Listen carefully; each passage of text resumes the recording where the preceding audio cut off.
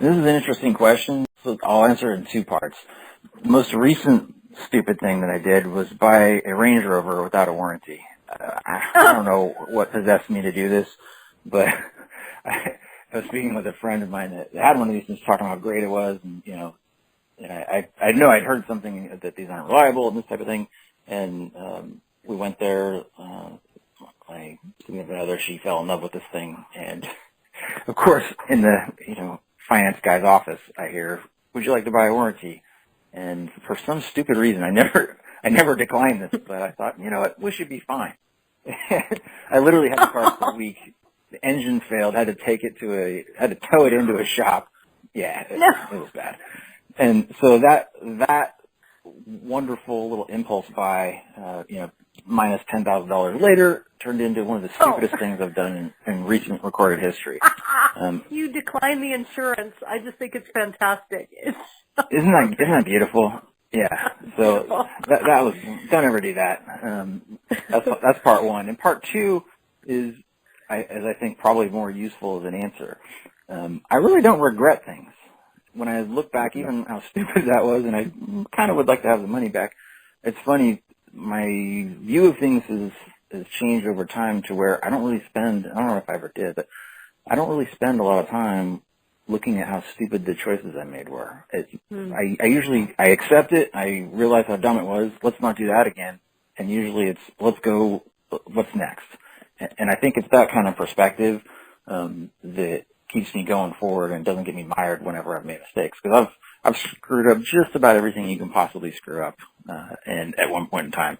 And I think what would be normal, what would be typically the case, would be to ruminate on that and use that as an excuse not to try again.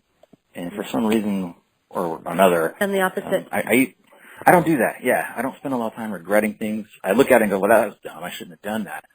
But instead of, I want to go back and relive that, that's never been the case. It's, what can I do next? What's on the agenda right now? And that type of thing. So it's always about moving forward for me. Yeah, one of my favorite quotes is by Will Rogers, and he says, good judgment comes from a lot of experience, and most of that comes from bad judgment. My dad lifted a comment from somebody, I can't remember who it was, but he would always tell me, everyone says that experience is the best teacher. And I said, don't believe that. Experience is only a great teacher if it's somebody else's and you get to learn from it. I'd remember that you don't have to live through something miserable to learn from it. Try to pick that up secondhand if you can. Yeah, I think the quote is something like, a wise person learns from the experiences of others. And and some people choose not to have the wisdom to let other people make mistakes. They have to try it themselves. So it's all good, right? Either we're the ones doing it and other people are learning from us, or we're learning from others. I would say this is in my professional and personal life as well, but just not trusting my gut. I think that we all have an intuition and we know what feels right and what doesn't. And I think that that's just something that I've learned the hard way is, always trust your gut. If something doesn't feel right, or working with someone doesn't feel right, or if they don't treat you right, or just something just feels off, trust that instinct. You're not obligated to do anything. It's your career. It's your professional career. It's your life. Just trust your gut on what you want and what feels right and what doesn't. I'll give you one example. I had a friend who wanted me to invest $5,000 in a penny stock that a pharmaceutical company said was really going to take off. At the time, I was young myself, in my 20s. I didn't have $5,000, so I didn't buy the stock. And, of course, about a year and a half later, it would have been worth almost $2 million, my $5,000 investment. So that's not the dumbest mistake. Later on, he made the same recommendation of a different company, and I did have $5,000, so I invested in the company. And, of course, they tanked immediately. So I held on to that stock for several years, and finally my wife talked me into selling it at a loss. But that was the dumbest mistake, is listening to this guy the second time.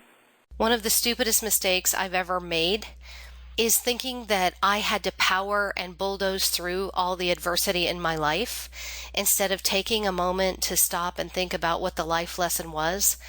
One of the foolish mistakes was not listening to somebody who told me once that it's okay to quit. And he didn't mean to quit on myself, but maybe to stop what I was doing and reevaluate and course correct. Oh, probably when I was a producer, chasing large accounts who really didn't have any serious intention to hire me and wasting a lot of productive time, doing it. Affectionately now I call it big accountitis, where, your eyes get all big because you're looking at writing, a substantial account, but the people are actually playing you, and you'd be better off taking a pass and working on something where you can really do something well, and you have a buyer or a person that's very interested in doing business with you.